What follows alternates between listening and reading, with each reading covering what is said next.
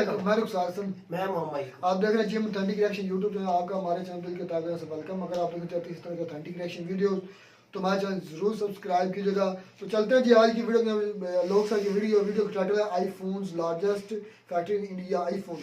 तो देखते हैं सबसे पहले वीडियो, फिर देते हैं अपना रिएक्शन। नमस्कार दोस्तों, डीडी रेट के एक और रिएक्शन वीडियो में आप सभी का स्वागत है। मैं हूं आलोक। तो आज जो वीडियो मैं आप लोगों के लिए लेकर आया हूं वो वीडियो है पब्लिक रिएक्शन शो का और इसका टाइटल है China locks down largest iPhone factory closed, now Apple totally move to India. तो भाई जाहिर सी बात है कि सबको पता है कि लॉकडाउन चल रहा है चाइना में और उसकी वजह से फैक्ट्रीज जो हैं वो इधर उधर जा रही हैं। एप्पल की फैक्ट्री इंडिया गई, लेकिन ये लॉकडाउन सिर्फ एक वजह नहीं है। तो इस पर पाकिस्तान की जनता क्या कहती है, चलिए देखते हैं भाई।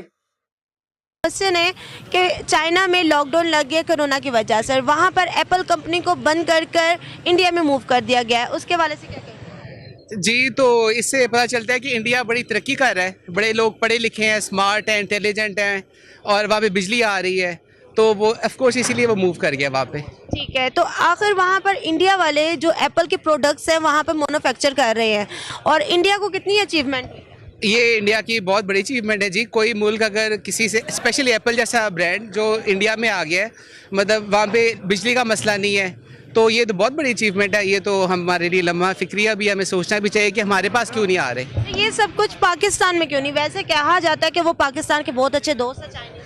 अच्छा, एक तो पाकिस्तानियों की हमें एडमिट करना चाहिए कि हरकतें भी ठीक नहीं हैं। अब हम रात के तकरीबन 8 बज के यहाँ पे आए हैं, सारे राव पी रहे हैं। मतलब सर्दियों में कौन राव पीता है?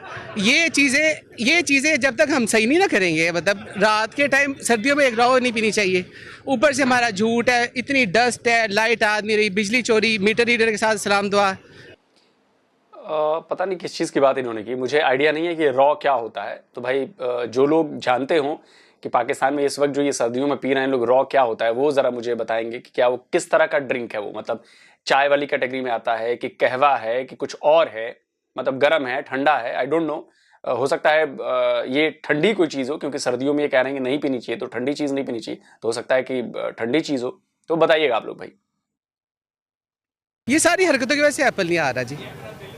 अच्छा, ये एप्पल ना आने की वजह से, सियासत की वजह से, ये आपके रॉ का क्या लेना? मतलब राव के गलत टाइम पे गलत हरकत, मतलब इस टाइम राव बनती ही नहीं है, उन्होंने सबने पी है।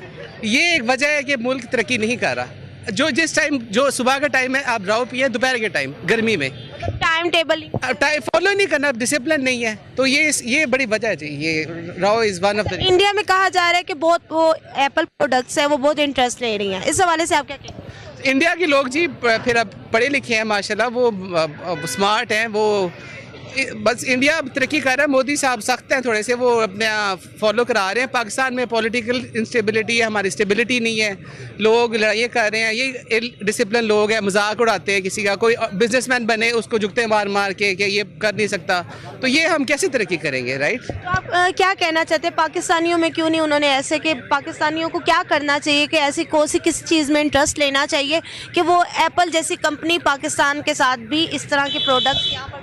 एक तो डिसिप्लिन होना पड़ेगा, ठीक है, जो टाइम जिसका लिखा है वही करना पड़ेगा।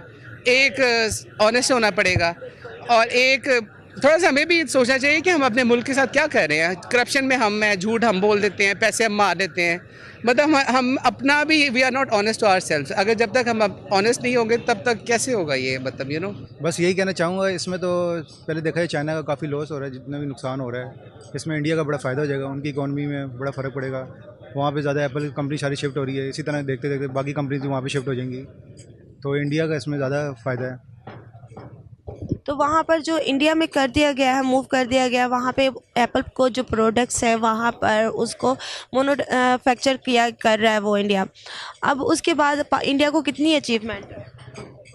बेसिकली फ़िलहाल तो इंडिया की 50% अचीवमेंट है, क्योंकि वहाँ पे देखें ना अभी इंटरेस्ट लोगों का मज़ीद बढ़ जाएगा। इसी तरह करते करते इंडिया फिर अपना चाइना जो है इंडिया से फिर पाकिस्तान शिफ्ट हो जाएगा, फिर इसी बांग्लादेश, न्यूजीलैंड, इसी तरह दूसरे ममालिक में इससे फ़ायदा उठा लेंगे, तो चाइना को तो अच्छा खासा इसमें नुकसान हो जाएगा। वही ना, एप्पल कंपनी वहाँ पे काफ़ी ज़्यादा इंटरेस्ट ले रही है, तो उसके हवाले से वही आपने बात की कि उस हवाले से वहाँ पे काफ़ी ज़्यादा इंटरेस्ट लिया जा रहा है, तो इसके बारे में आप क्या कहेंगे?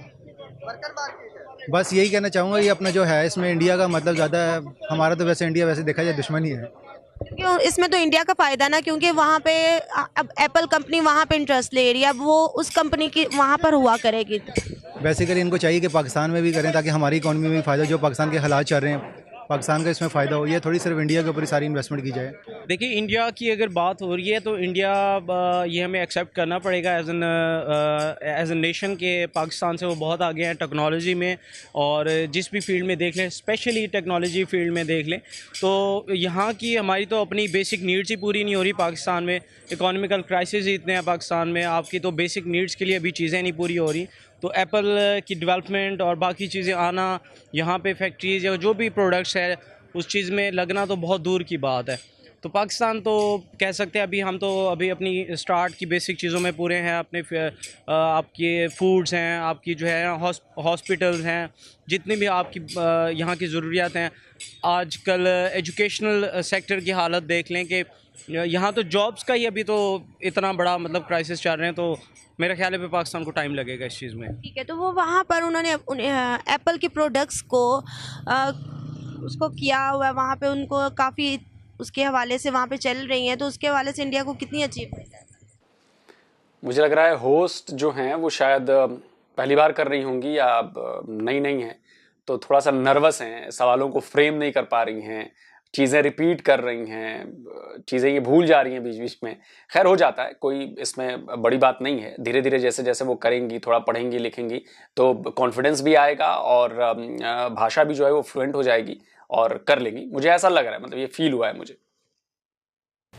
डेफिनेटली देखें, जब जो एक वर्ल्ड वाइड चीज़ है जिसको दुनिया में पूरे में यूज़ किया जाता है और वो चीज़ इंडिया खुद वहाँ पे उसकी प्रोडक्शन कर रहा है, तो फ़ायदा है, वहाँ के लोगों को फ़ायदा है, वहाँ की इकॉनमी को। तो यहाँ पाकिस्तान में क्यों नहीं किया गया, ये तो चीज़ हमारी तो मैंने देखिए पाकिस्तान में क्यों नहीं किया गया इसका तो पूरी बात मैं सुन लूँगा, फिर उसके बाद जवाब दूंगा। लेकिन इंडिया में अभी कोई आईफोन बनना शुरू नहीं हुआ है। आईफोन 13 भी इंडिया में ही मैन्युफैक्चर्ड हुआ है और काफ़ी लंबे टाइम से आईफोन की कंपनी जो एप्पल है, एप्पल यहाँ पे मैन्युफैक्चरिंग कर रही है। अब उसने पूरी तरह से शिफ्ट कर दिया है और जहाँ तक मुझे याद है कि कई बिलियन डॉलर्स के आईफोन जो है वो यहाँ से बन के एक्सपोर्ट किए जा चुके हैं। तो ये बड़ी बात है और चीज़ें धीरे धीरे एक्सपांड हो रही हैं। एप्पल की तरफ से जो सुनने में आ रहा है कि भाई पूरी तरह से वो बेस बनाना चाहता है इंडिया में, यहीं से मैन्युफैक्चरिंग होगी उसकी सारी चीज़ों की, मतलब आईफोन की तो होगी ही होगी। तो समझिए कि बहुत बड़ा बदलाव आने वाला है यहाँ पे, और भी इन्वेस्टमेंट आएगी, और इन्वेस्टमेंट आएगी तो और रोजगार के मौके बढ़ेंगे, रोजगार लोगों को मिलेगा, पैसा बढ़ेगा, इकोनॉमी बढ़ेगी, तो फायदा तो है, जाहिर सी बात है, फायदा तो है। आपको वही एक सीधी सी बात कर दी, यहाँ तो बेसिक मसाइल ही अभी पूरे नहीं हो रहे, तो वहाँ तक पहुँचना भी हमें टाइम लगेगा। एज ए नेशन हमें जो है वो सब मिलकर काम करना पड़ेगा। डेफिनेटली हर बंदे को करेक्ट होना है यहाँ पे ये हर बंदा ही डिफरेंट रूल्स एंड रेगुलेशंस, हमारे छोटी सी चीज़ देख लें अगर वो ही नहीं पूरे हो रहे होते तो एक नेशन बनने के लिए टाइम लगता है।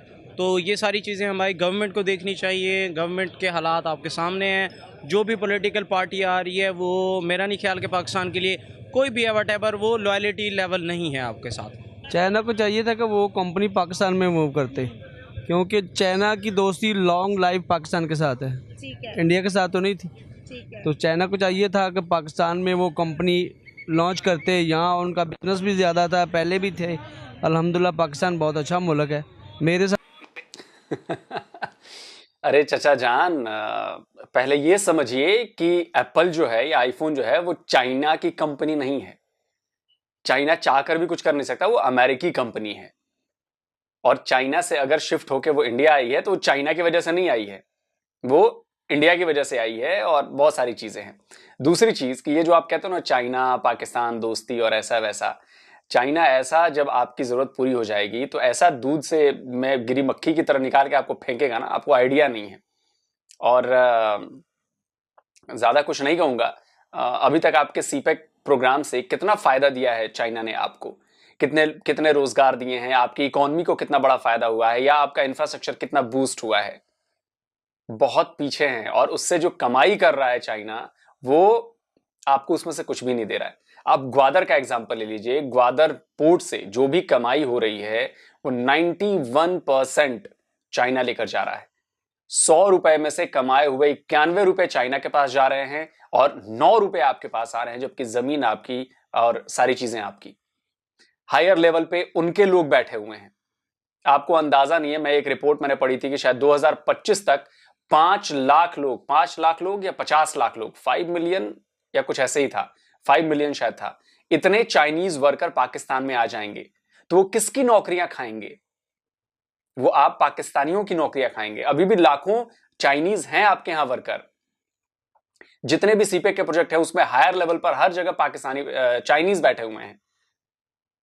लेबर में भी वहां पे मतलब पाकिस्तानियों से ज्यादा चाइनीजों की संख्या है। तो वो जो सैलरी भी मिल रही है वो वापस चाइना लेकर जा रहे हैं। अब आप सोचिए कि अगर 5 मिलियन लोग आ गए आपके यहां चाइनीज, तो आपके यहां के युवाओं को रोजगार मिलेगा क्या? नहीं मिलेगा। तो इस बात पर कोई ध्यान नहीं दे रहा है। वो आपको धीरे धीरे लूट रहा है, आपकी जगह पर कब्जा कर रहा है, लेकिन आपको अभी भी ये बात समझ में नहीं आई है। दूसरी बात, चाइना आपके यहां कोई फैक्ट्री क्यों नहीं डाल रहा, मैन्युफैक्चरिंग को क्यों नहीं बढ़ावा दे रहा? क्योंकि वो जानता है कि जैसे ही पाकिस्तान में चीजें मैन्युफैक्चर होने लगेंगी तो उसका माल कौन खरीदेगा? वो बाजार कमजोर पड़ जाएगा। और खुद उसके एसेट्स सेफ नहीं है, खुद उसके लोग पाकिस्तान में मारे जा रहे हैं, वो सिक्योरिटी को लेकर चिंतित है, अपनी इन्वेस्टमेंट को लेकर चिंतित है। इसके बाद आप कहेंगे जो आपका दोस्त है और ये है और वो है, हम तो ऐसा है वैसा है। खैर चलिए।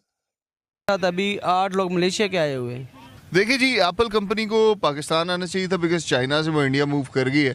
इंडिया नो डाउट बड़ा मुल्क है, लेकिन चाइना हमारा दोस्त है। हमें चाहिए कि बेसिकली ऐसी इंडस्ट्री के लिए ऐसी फ़िज़ा कायम करे कि वो कंपनी इंडिया जाने के बजाय पाकिस्तान आए। और अगर वो पाकिस्तान आएगी, जाहिर सी बात है यहाँ पे एम्प्लॉयमेंट जनरेट होगी तो लोगों के पास पैसा आएगा, पैसा मुल्क में लगेगा और मुल्क में खुशहाली आएगी ultimately at the end of the day. तो मेरी ख्वाहिश है कि हमारे मुल्क में ऐसी इन्वायरमेंट क्रिएट हो ताकि जिसे कहते हैं ये जो इंडस्ट्रीज़ हैं हमारे मुल्क में आए, लेकिन ना कि हमारे हमसाया मुल्क में। देखिए उधर भी चले जाए, बट चाइना से जो चीज़ शिफ्ट हो दुनिया में वो अगर पाकिस्तान में आ जाए तो does make sense, because China हमारा दोस्त है। ठीक है। तो वो जो अब इंडिया जो वहाँ पर प्रोडक्ट्स हैं एप्पल की, वो यहाँ पर मैन्युफैक्चर कर रहा है ऐसा, और उनको इंडिया को कितनी अचीवमेंट हुई है? इंडिया को डेफिनेटली अचीवमेंट होगी। जो भी चीज़ वहाँ मैन्युफैक्चर होती है, एक तो ये है कि रॉ मटेरियल के लिए वहाँ पे अगर कोई चीज़ अवेलेबल होगी तो जाहिर सी बात है उसको यूज़ किया जा सकता है, तो रॉ मटेरियल भी बिकता है ना। और अगर फॉर एग्जांपल वहाँ की लेबर जैसे देखें, लेबर अल्टीमेटली क्या कर रही है कि लेबर वहाँ पे कमा रही है, सही है ना, और एम्प्लॉयमेंट जनरेट हो रही है मुल्क के अंदर, जिसे कहते हैं इंडस्ट्री जनरेट हो रही है। और इसलिए जहाँ तक मेरा ख्याल है कि मुल्क के अंदर तरक्की होती है अगर इंटरनेशनल फाइनेंसिंग आए। जैसे वहाँ पे अगर एप्पल कंपनी ने इन्वेस्ट किया तो इट मीन्स कि इंटरनेशनल फाइनेंसिंग आई है, और फॉरेन इन्वेस्टमेंट अगर किसी भी कंट्री में होती है तो वो कंट्री ग्रो करती है। हमें ऐसी इन्वायरमेंट क्रिएट कर लेनी चाहिए ताकि ये फॉरेन फंडिंग या फॉरेन इन्वेस्टमेंट जो है बेसिकली हमारे मुल्क में आए, ताकि हमारी भी तरक्की हो सके और हम भी खुशहाल हो सकें। जी व्यूअर्स, हमने पब्लिक से उनके रिएक्शन लिए। अगर आपको भी हमारी वीडियो अच्छी लगी हो, नीचे कमेंट सेक्शन में अपनी राय का इजहार ज़रूर करना है, और हमारे चैनल को सब्सक्राइब कीजिए और वीडियो को लाइक और शेयर कीजिए, और मुझे दीजिए इजाज़त। खुदा हाफिज़। चलिए जी, तो वीडियो ख़त्म हो गया। और देखिए, पाकिस्तान में इन्वेस्टमेंट नहीं आने की कई सारी वजह हैं। सबसे बड़ी वजह है स्टेबिलिटी। यहाँ पर आपके यहाँ स्टेबल गवर्नमेंट नहीं है, स्टेबल समाज नहीं है। दूसरी बात है सिक्योरिटी। सिक्योरिटी के नाम पर आप देख रहे हैं कि जब चाइना के लोग भी मारे जा रहे हैं, वो डासू डैम वाला मामला था, या वहाँ पे भी इंजीनियर चाइना के मारे गए थे, जिसके बाद कंपनसेशन देना पड़ा था। इसके अलावा जो कराची में चाइनीज़ प्रोफेसर शायद मारे गए थे बम धमाके में।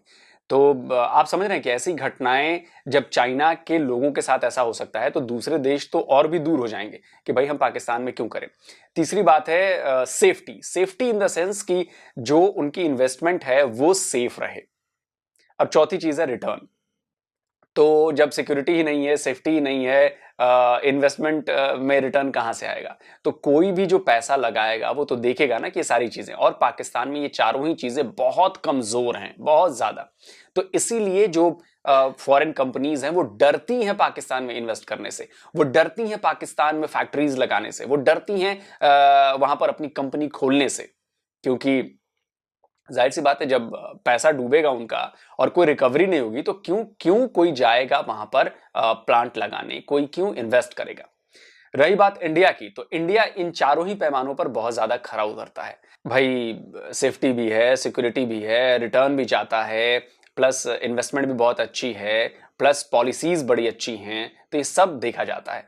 और इन्हीं सारी चीज़ों का नतीजा है कि शायद अभी जो लेटेस्ट डेटा आया था फॉरेन इन्वेस्टमेंट का, वो शायद 80 बिलियन प्लस का भी है। मतलब $80 बिलियन जो है वो प्लस इन्वेस्टमेंट हुई है। तो और आने वाले वक्त में और ज्यादा ये फॉरेन इन्वेस्टमेंट और ज्यादा बढ़ने वाली हैं, विदेशी कई कंपनियां आ रही हैं, बहुत सारी डीलिंग्स हो रही हैं। फॉक्सकॉन के साथ हमने इतना बड़ा गुजरात में सेमीकंडक्टर प्लांट का डील की है उसकी। तो आने वाले वक्त में जो ये सेमीकंडक्टर का मार्केट है, आप सोचिए कि $250-300 बिलियन का मार्केट अगले 5-7 साल में इंडिया कवर करने वाला है। तो सोचिए कितने लोगों को नौकरी मिलेगी, हजारों लोगों को रोजगार मिलेगा, इनडायरेक्टली कितने लोग इससे रोजगार मतलब पैसे कमाएंगे, प्लस जो एक्सपोर्ट होगा उससे कितनी आमदनी होगी। तो लोगों का स्टैंडर्ड बढ़ेगा, लोगों की कमाई बढ़ेगी, खर्च करने का जो लिमिट है वो बढ़ जाएगी। तो कुल मिलाकर ओवरऑल इंडियन इकोनॉमी का, इंडिया के लोगों का फायदा होगा। तो ये वजह है कि यहां पर लोग इन्वेस्ट करते हैं और शांति से हैं, हम बड़ा लोगों को अच्छी नजर से देखते हैं, कोऑपरेट करते हैं। तो ये चीजें पाकिस्तान में नहीं है। तो मुझे लगता है कि पाकिस्तान को यहां तक पहुंचने में अभी बहुत लंबा वक्त तय करना है, क्योंकि सबसे पहली जो चीज है वो है पॉलिटिकल स्टेबिलिटी। आने वाली कंपनी को पता ही नहीं होता कि अगर वो साल भर बाद जिस पीएम से उसने बात की है, साल भर बाद वो पीएम रहेगा कि नहीं रहेगा, फिर कभी आएगा, दोबारा आएगा, सेना आ जाएगी, डिक्टेटरशिप लागू हो जाएगी, मार्शल लॉ लग जाएगा। कोई मतलब एक क्या कहते हैं कि निश्चिंतता नहीं है, कुछ भी हो सकता है पाकिस्तान में कभी भी। तो इसीलिए कोई भी इतनी हड़बड़ी में, इतनी उथल पुथल भरे माहौल में कोई भी इन्वेस्ट नहीं करेगा, और यही पाकिस्तान का सबसे बड़ा दुर्भाग्य है। तो जल्दी मिलता हूं एक और नए वीडियो के साथ। नमस्कार, जय हिंद। इंटरेस्टिंग मजेदार वीडियो थी। सबसे पहले तो मैं आलोक सर की करेक्शन करना चाहूँगा। आलोक सर मेरे ख्याल में कुछ भूल रहे थे कि सऊदी अरब की बात की, यूए की बात की, ईरान की कर रहे थे। अच्छा, मुझे ये बताएं, कतर में हो रहा है फीफा वर्ल्ड कप 2022, उधर कतर की अवाम गवर्नमेंट ने क्या रूल्स लागू किए हैं, कभी पढ़े? इस्लाम, आप सरेआम शराब नहीं पी सकते, क्या वो इस्लामिक कट्टरपंथ नहीं है?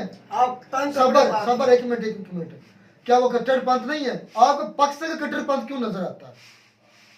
पाकिस्तान में औरतें खुले लिबास फिर रही हैं, पाकिस्तान में औरतें नंगे सर फिर रही हैं, पाकिस्तान औरतें एंकर्स हैं, एयरफोर्स में है, पुलिस में है, हर शोबे में, आर्मी में है। आप मुझे दिखा दें सऊदी अरब की औरतें हों, एंकर हों, फौज में हों, या उधर बेहिजाब पे बैठी हों कतर की, दुबई की, कोई दिखा दें।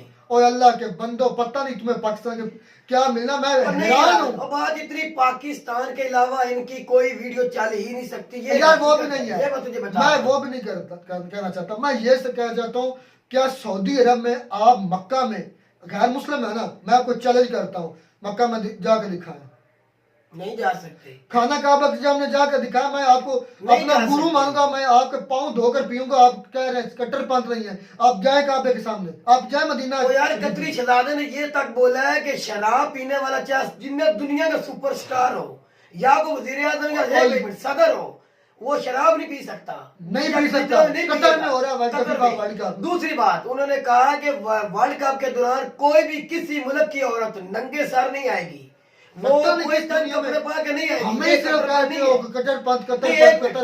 इसके ऊपर के इंडिया की आंखें बंद हुई हैं, उनको दिख नहीं रहा, उनको सुन नहीं रहा, पढ़ नहीं रहे। आप कतरी शहजादे ने क्या बोला है? और यार उन्होंने ये बयान दिया है, उन्होंने क्या कहा है कि हम 1 मंथ के लिए अपना मजहब नहीं बदल सकते। बिल्कुल, 28 दिन के लिए हम अपना मजहब चेंज नहीं कर सकते। पता नहीं फिर आप फिर पढ़ते नहीं। और उनके देख लो, वो इस्लाम नहीं है रुखसार, क्या उनको वो फॉलो कर रहे, सारी दुनिया उनको फॉलो कर रही है। याद ना करे, आप ना जाए। जितना कट्टरपंथ सऊदी अरब में आपकी सोच है, सऊदी अरब ग्रो करके उनके पास आयल है, और आप जैसे मालिक की इंडस्ट्री आयल पर चलती है। बिल्कुल, आज वो बंद कर दें, कहाँ से लेंगे? कहाँ लेंगे? ईरान बंद कर दें, मैं मेरा दिमाग फटने आ जाता है। ये पक्ष मुसलमान है जेल है, वाकई जेल है, दल्ले हैं कि सारे दल्ले हो। तुम एक अपनी बनाओ, कमेटी बनाओ, अपना एक यूनाइट करो, सबको यूनाइट करके अपने हिसाब के लिहाज से दुनिया को चलाओ, क्योंकि आज दुनिया आपके इशारों पर चल रही है।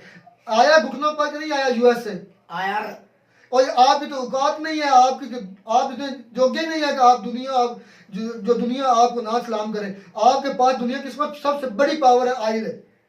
अगर आप अगर आज मुस्लिम कंट्रीज इन इशारों पर नचाना चाहे ना, तो पूरी दुनिया को इशारों पर नचाना। जब दुनिया की सुपर पावर कंट्री अमेरिका जो है, वो जो बाइडेन, वो सऊदी अरब के शहजादे मोहम्मद बिन सलमान के सामने घूम रहा है, उसके चक्कर निकाल रहा है।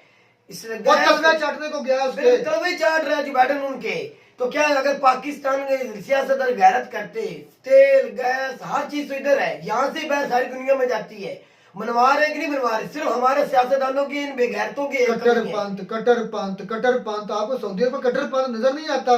मैं चैलेंज करता हूं तमाम हिंदुओं को, आप जाएं खाना काबा के सामने, मैं आपको अपना बाप मानूंगा। और कोई भी नहीं जा सकता। आप जाएं मदीना शरीफ रोजा रसूल के सामने जाए, मैं आपको अपना बाप मानूंगा। भाई इनका कोई प्राइम मिनिस्टर भी उधर खाना काबा नहीं जा सकता। आपका मोदी है ना, मोदी साहब इतना बड़ा महान है, मैं उसको मानता हूँ। उसको कहें, उसको लेकर जाए किबला के सामने, मैं आपको उसको पूरी इंडिया को अपना बाप मानूंगा। आप जो कहेंगे मैं वो करने के लिए। यार मोहम्मद बिन सलमान की अगर औकात है ना, कट्टरपंथ वो है कट्टरपंथ। एक बार मोदी साहब को खाना काबा ले जाकर दिखाया, मोहम्मद बिन सलमान सदर बना हुआ है, वो भी उसकी औकात नहीं भी मोदी साहब को लेके खाना काबा जाए, नहीं है वो कट्टरपंथ है। आप हमें कट्टरपंथ, हमारा मजहब भी इजाजत नहीं देता कि किबला के सामने को गैर मुस्लिम जाए, हमारा मजहब भी इजाजत नहीं देता कि किबला के सामने को गैर मुस्लिम। भाई कट्टरपंथ की सिर्फ पाकिस्तान को ताना देना, मदीना रोजा रसूल के सामने को जाए। हर वक्त आपके हर एंकर कहता है पाकिस्तानी कट्टरपंथ मुदरसा छाप कट्टर। यार सबसे रिसेंटली अभी ये है ना, कतर ने क्या कहा है, करवाए फिर बानी फीफा वर्ल्ड कप। बिल्कुल ना जाए, हम देख रहे हैं कोई चीख रहा है, सारी मीडिया चीख रहा है, तो उन्होंने इतना सिर्फ कहा कि हम 28 दिन के लिए अपना मजहब नहीं बदल सकते। ये है कट्टरपंथ। अगर दुनिया में ताकत है तो अपनी टीमें ना भेजिए, अगर दुनिया में ताकत है तो अपनी औरतें तो नंगे सर के बगैर भेज के दिखाए, हमें नहीं कोई जाएगी। जो तंग कपड़े पा के रहती है वो कतर में जाकर दिखाए हमें। और अल्लाह के बंदों किसी और को भी देख लिया करो। सिर्फ पाकिस्तान में इतना कट्टरपंथ नहीं है जितना सऊदी अरब में है। जो लोग सर कह रहे हैं ना, लोग सर को फिर पता नहीं कट्टरपंथ होता क्या, मैंने मिसालें दे दी हैं, इसके अलावा मैं हजारों मिसालें। यार हमसे ज्यादा ये जानते, हमसे ज्यादा आप जानते। सिर्फ आप बोलना पाकिस्तान पे चाहते हो और किसी तंज से नहीं करना चाहते, सिर्फ आप तंज करना है तो पाकिस्तान को करना है। आपके सबसे बड़े है ना लीडर, या आपके सबसे बड़ा कोई स्टार ले ले, हो गैर मुसलमान ना हो, मैं चैलेंज करता हूँ आप सबको, कल किबला के सामने लेकर के आए, चाहे सऊदी अरब हो, चाहे मोहम्मद बिन सलमान हो, चाहे शाह सलमान हो, उसको भी साथ ले जाए। मैं देखता हूँ किस तरह आप जाते हैं किबला के सामने।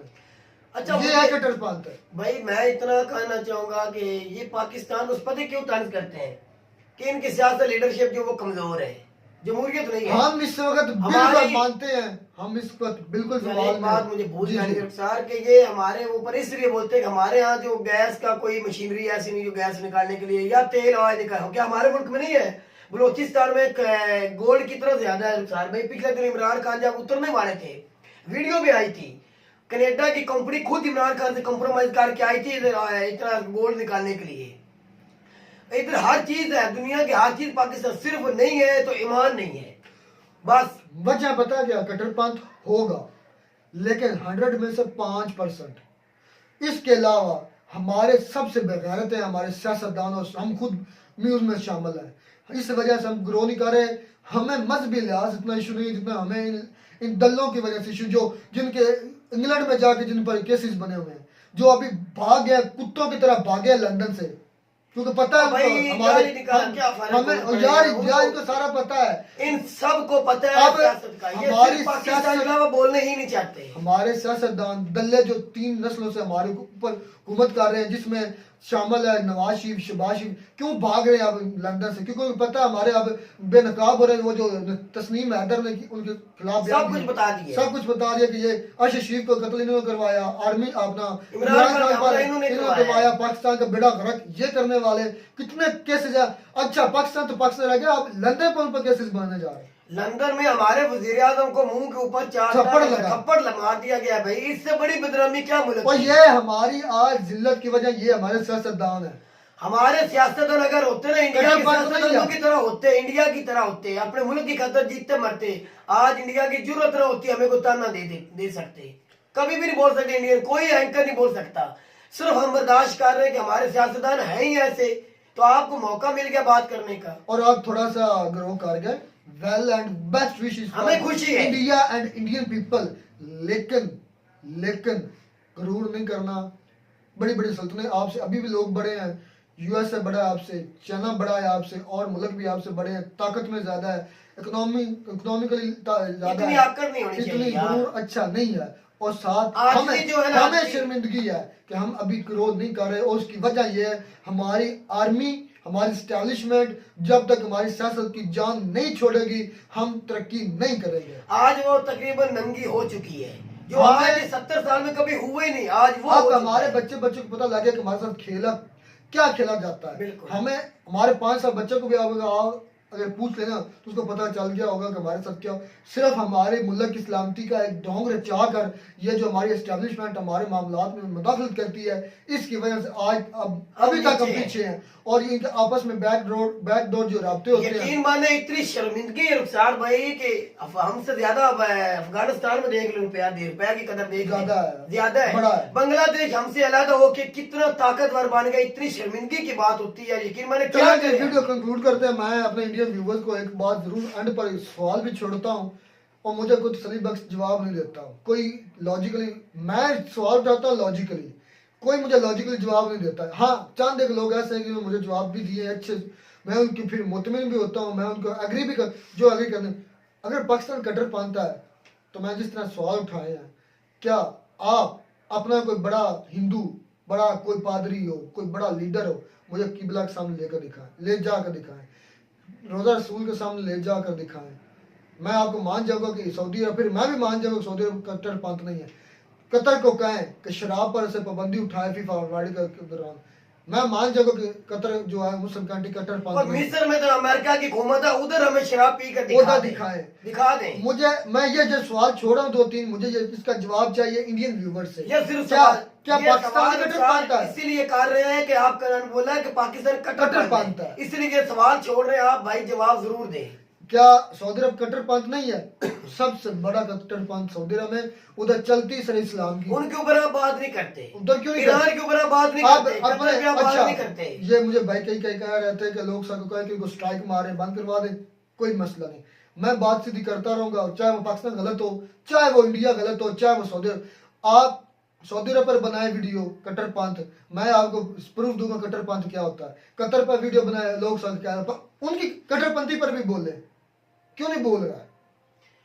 उधर तो हम कह रहे हैं हमें, हमारी सऊदी अरब ने भी हमारे लोगों को इतने वीजे फ्री दे दिए, उनकी तारीफें। फर्क इतना है, आज हम रुखसार, हम सियासतदानों की वजह से हमारा सार नीचे है, हम कमजोर बने हुए हैं, तो आप बात कर रहे हैं, बस और बात कोई नहीं है। और सऊदी अरब इस वक्त तरक्की में वजह सिर्फ एक आइल है, और क्या उनके पास कोई है क्या? उसमें और है ही कुछ भी नहीं सऊदी अरब के पास सिवाय ऑयल के। क्या है उनके और पास? दुनिया के ईरान के पास तो है, गैस है। और दुनिया का सबसे बड़ा जो कानून नाफिज करने वाला या इस्लामी कानून नाफिज करने वाला वो सऊदी अरब है, जिसे आप कट्टरपंथी कहते हैं, उस पर भी वीडियो और बनाई। जी इन्होंने अमेरिका के घुटने टेक दिए, अमेरिका